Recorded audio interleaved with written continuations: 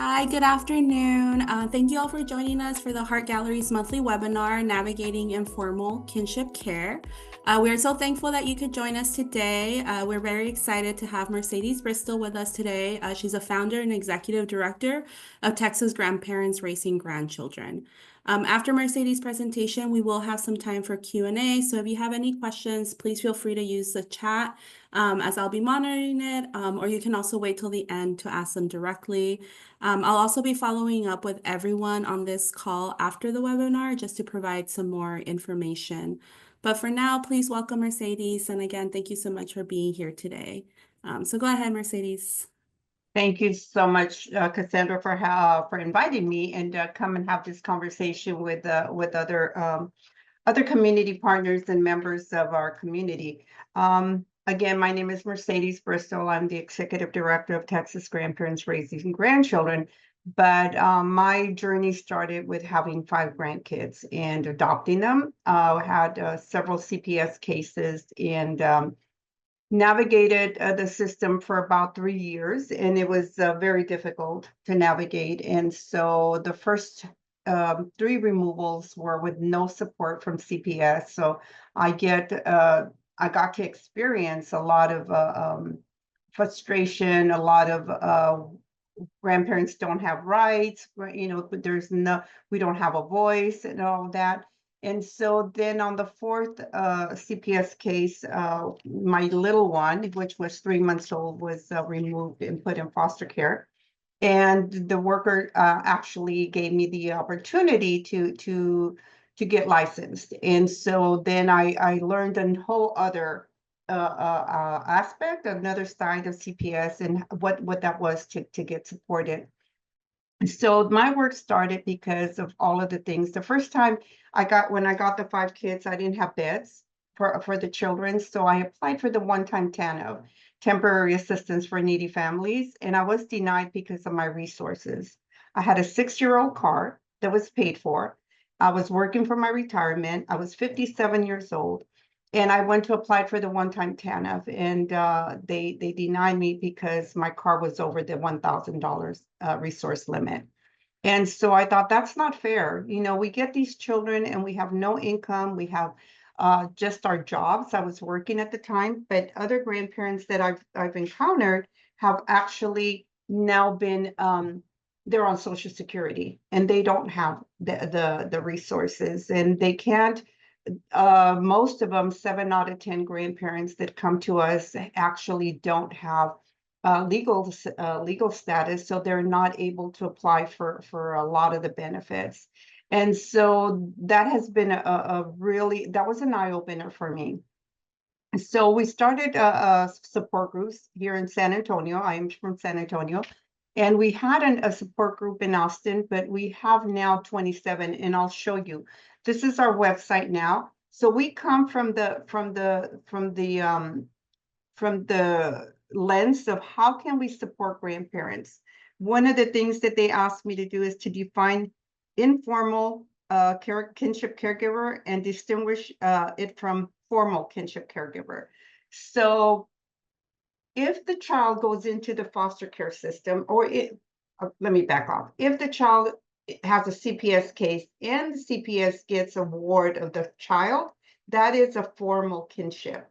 That means the state is going to provide assistance to that child, and they're going to provide possibly, benefits. There's PMC, permanent managing conservatorship, and with the PCA, which is payments for those children. And that gets carried for about a year and a half, 18 months, 12 to 18 months. But if you're not in the foster care system, let's say CPS comes and drops off the children to a grandparent or a kinship caregiver, that would be an aunt, uncle, cousin, fictive kin, whatever, and they just drop off the child and then they close the case because now the child is safe, then that is an informal kinship placement. A lot of times the parents go to either they're incarcerated, they pass away. There's several ways that the grandparents or kinship caregivers have these children. So whatever the reason, if it's not a CPS formal case, it is not a formal CPS kinship placement. So that is the difference between placement. And if you have any questions, please write them down. We'll address them at the end or when we get a little opportunity. But that's the difference between formal and informal. 7 out of 10 of our cases are informal. They're always looking for an attorney to help them get custody of these children. How can we get an authorization form? How can we adopt them? How can, they've had them maybe 1 to 5. I've had grandmother that had them 7 years and they don't have the formal kinship. They don't have legal status on the children. And one of the conversations that we've had with CPS is when they take the children to the caregiver and they leave them there with no legal status, then my conversation with them is, how do you say that child is safe? If as soon as you leave that child, that parent can go back and take possession of the child. And most of the time, when they do that, they come with the police, traumatizing that child even more than the removal itself. So those are the kind of things that we advocate. I have our website up, and so my vision is that we advocate and empower grandparents raising grandchildren by providing access to resources and information and support. And the vision is that all grandfamilies are resource connected and thriving as a family, mobilizing and advocating for themselves and others.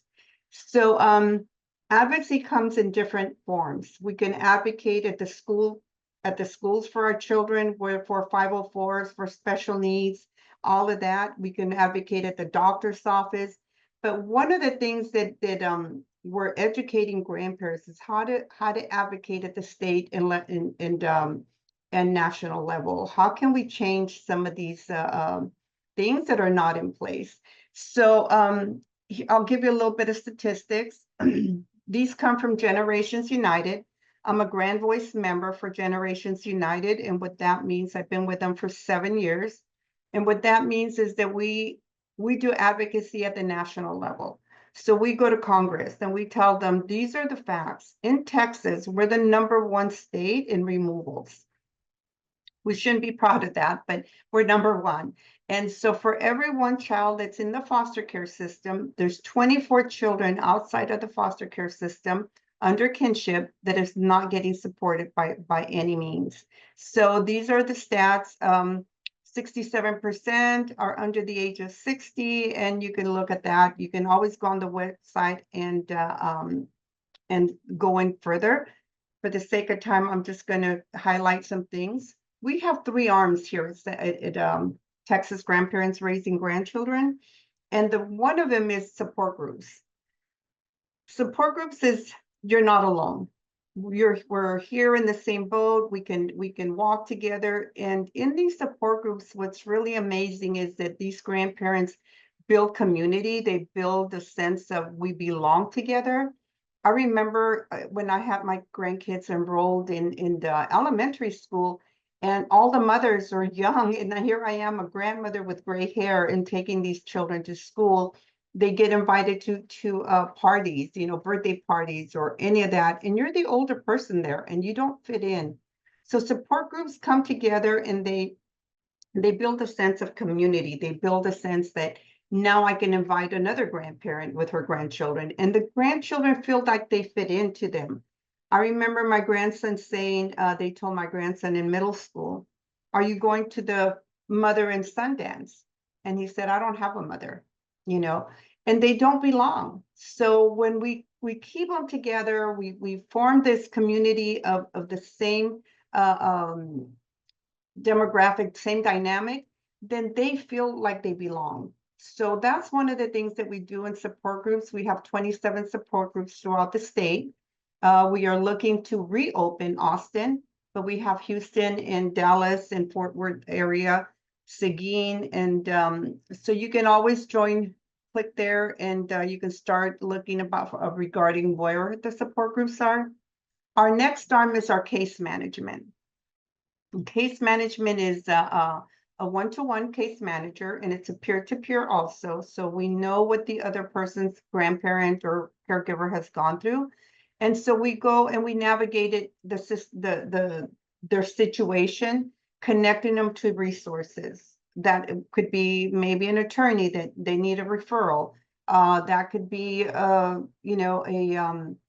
food pantry, or how do I get my children a 504, a special needs. And so we try to navigate with them what's the best area support for them. And then again, probably, like I said, this is our advocacy day at the Capitol.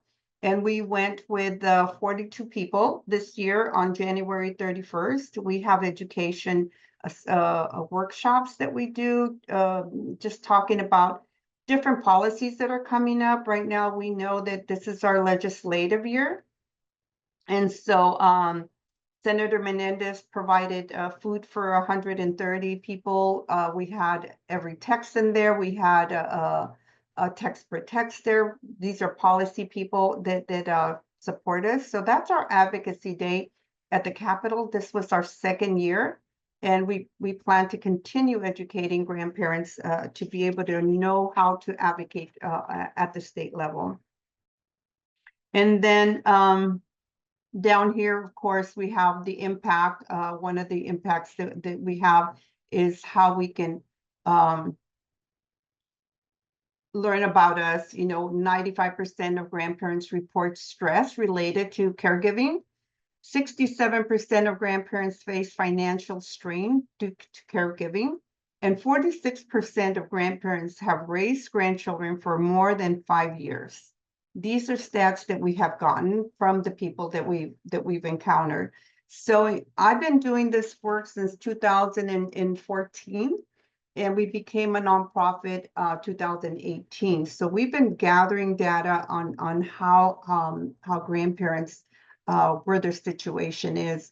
And that's a little bit about that. And then we have, I'll show you real quick who we are. Of course, a little bit about me, and I already told you, but this is our team. Our team is comprised, again, the only ones that are not grandparents would be 3 people, 4 people, 5 people here.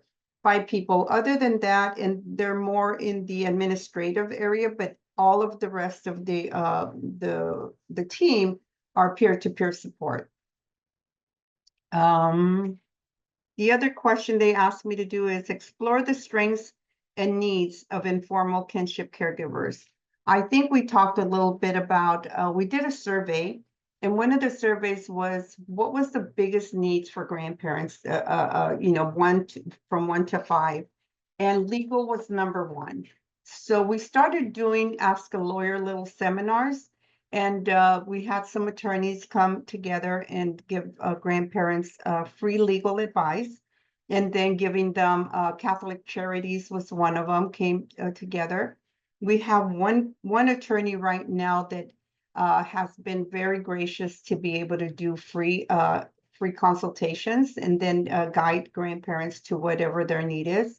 We work very closely with Texas Legal Services there in Austin, and giving them opportunities to help them. So here's our locations where we're located as far as the support groups. Number 2 was the food insecurity.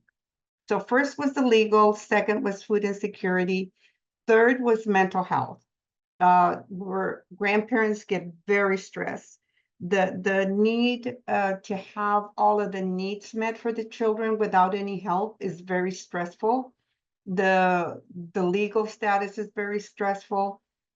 And I'm gonna go ahead and share a little bit more about the stress, because it's not only that grandparents are stressed about, is now we're dealing with our family member, whether it's our son or daughter or cousin or nephew, whoever the person did that left their children behind. We're dealing with feelings of anger. We're having resentment. We're having frustration that they're not cooperating and getting the benefits for these children. I hear a lot of grandparents saying the mom keeps the benefits and they won't relinquish them. And they're telling me that if I apply, that they're going to come and take the children. Imagine the stress that is for a grandmother to say, I'd rather do without the food than fight with my own child or the whatever parent it is. So those are the very difficult situations that I see that the informal kinship care caregivers have. Um, not being able to make decisions whether they're medically sick. I had a grandmother that took her granddaughter to the emergency and they wouldn't see her because she didn't have custody of this child. The child was 7 years old and she was doubled up in pain and they wouldn't see her. They needed a power of attorney. They needed something until that little girl got really sick that night and her appendix ruptured and they took her in an emergency. And those are the hard facts that we have to see. If you're not a formal kinship caregiver, it is very difficult to take care of these children, fully being responsible for them. So that was the strengths for the grand families is that they're resilient. They're not going to let these children go. They're going to fight. They're going to try to do the best they can to keep these children together. I shared a little bit that I have my 5 grandkids. I've had them for 14 years. And one of the hard things that I had to decide is I remember deciding, having this moment and saying, I can't do this. There's 5 kids. They need a mom and a dad. They don't need an old grandma. And to be honest, I heard the Lord say to me is to not be a victim and be proactive, that he would take care of me and the children, and that I need, give him 10 years of his teaching. And that's what helped me. And I said, okay, Lord, I will do that. But it's hard for grandparents to make those decisions. How do you keep them all together? So looking back, I was asked, what was my biggest take on this and what is the biggest satisfaction I have.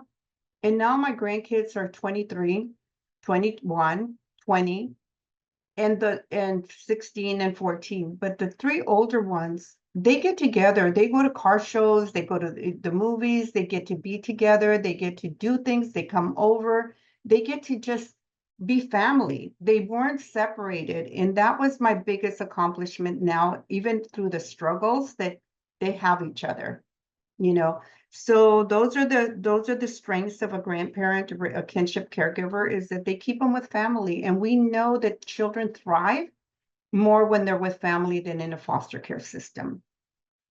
So the third thing I was asked is to provide an overview of available resources for informal kinship caregivers.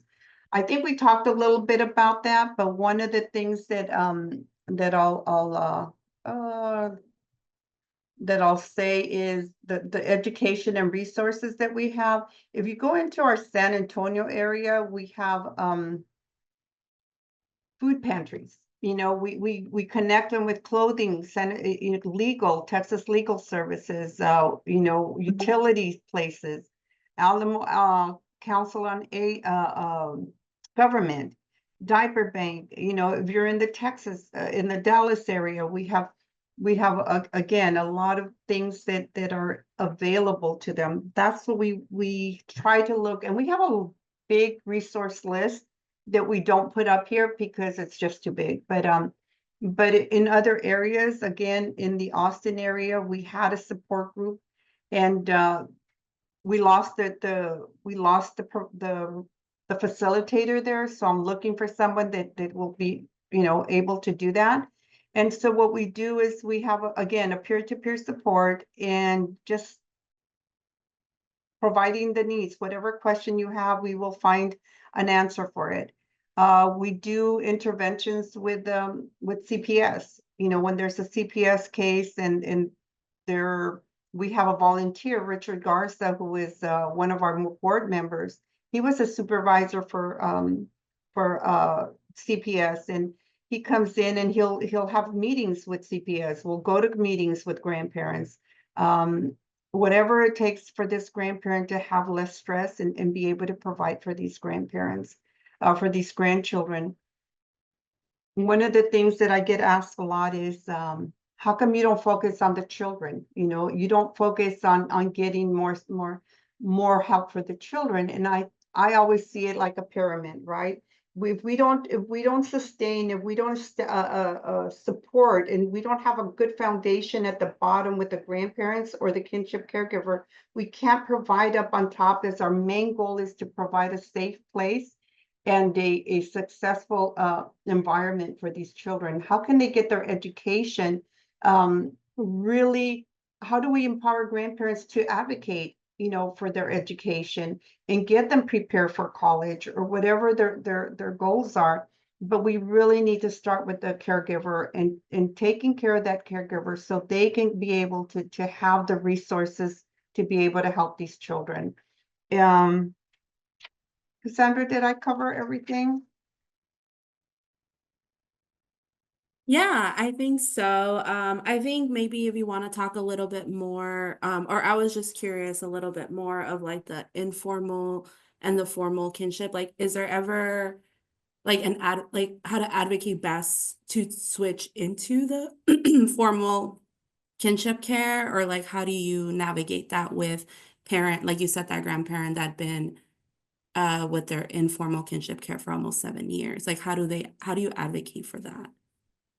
We really can't do anything about it at that time. There's no going back. For example, you can't say, oh, now I want to become a formal kinship caregiver. There's no way that they can do that, and that is very sad. We are talking to our senators here in San Antonio. We have talked to Senator West. He does a lot of laws with kinship, but every time you hear kinship with legislation, they're always thinking of formal. So that's where we need to really be careful when we say, we did one of my staff did a co-op with Express News and says, informal kinship caregivers don't get any benefits, we need to change this. And so Senator West's office called me right away, sent me an email and said, that is incorrect. We're doing a lot of things for kinship. And so there's a misconception when you say kinship caregiving. And so again, we're really highlighting that there's an informal kinship caregiving that no one is paying attention to. And so when we're talking about kinship, always make sure you say informal, versus formal. One of the things we're talking to them about is how can we get grandparents that are in informal situation to get them licensed. And so the question is, what would the process look like? Legislation has said many times to us that if they was to pass a law to allow informal, the case didn't go through CPS, right? And so now they want to pursue licensure. So their thinking is that there'll be a lot of fraud. That the people will say, oh, my mother's taking care of the kids. Now she can get licensed, she can get, the benefits. And so we're really arguing the point that if a grandparent has the child for over a year, 5 years, 7 years, then that's not a child that's going to return back home. How can we best support that child? Formal kinship um, get it's only $400 a month. Foster care is almost $800. So even there, foster care and kinship is not equitable, right? And so then we look at the kinship that is getting funded for the $400, which is a formal, versus the informal that's not getting nothing. So when we're trying to come back to legislation and stuff, these children should have the same opportunity as even the foster children have, because we're grandparents and kinship actually are saving the state millions of dollars to be able to keep these children, and it's saving them from having to pay all of this extra. So why not get them licensed to become, kinship caregivers, and at least give them the half of the money that foster care gets. Even that would be a benefit if we could start somewhere. Our biggest challenge is again getting to the right legislators, getting to HHSC, the House, and really explaining. I mean, this is where we empower grandparents. Talk to your legislator, because tell them you're a grandparent raising a grandchild, you're a kinship caregiver without any benefits. Those are the kind of things that I think really need to be pushed a lot. We have a legislative agenda right now. It includes the Texas opted out of the EBT summer program. I mean, imagine all these grandmothers now that are or kinship caregivers that have these children for the whole summer, and they're not getting the food at the school anymore, and they're only getting the certain amount of food stamps that they can't get stretched for the summer. So we Texas opted out for that, and we're kind of pushing them. Look at the needs of these families. Yeah, no, thank you. I appreciate that. And also, I guess in the work that you've done, I think you said you started in like 2017 or 2018, it became a nonprofit. I'm just curious, like, what are some of the successes you've seen? And I think we've talked about like the challenges and like things that we're still seeing now, but what are some of the successes that you have seen for informal caregivers or informal kinship caregivers?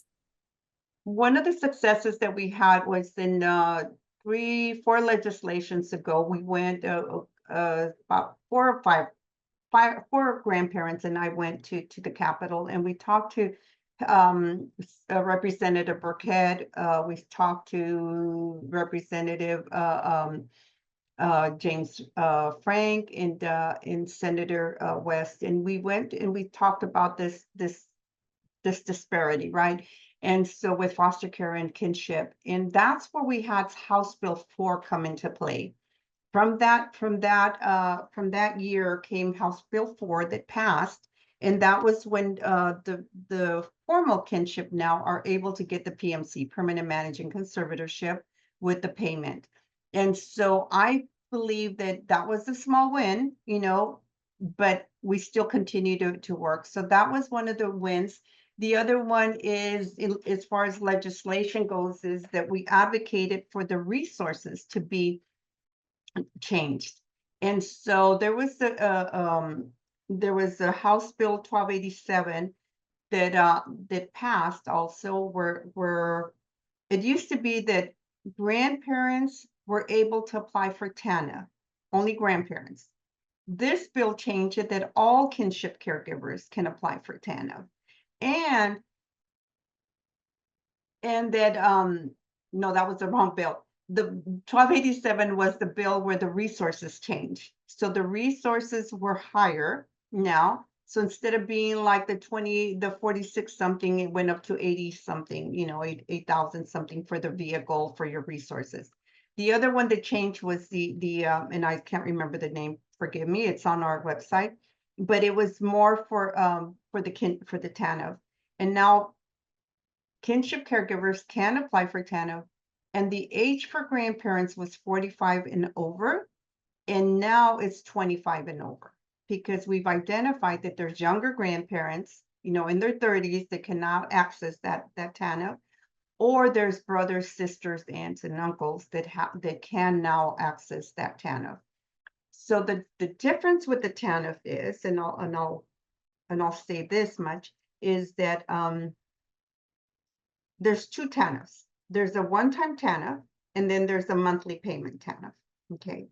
On the monthly payment TANF, when you're applying for the TANF, we need to educate grandparents or kinship caregivers that they apply for child-only TANF, because they see HHSC wants to count the family's income, the family's resources.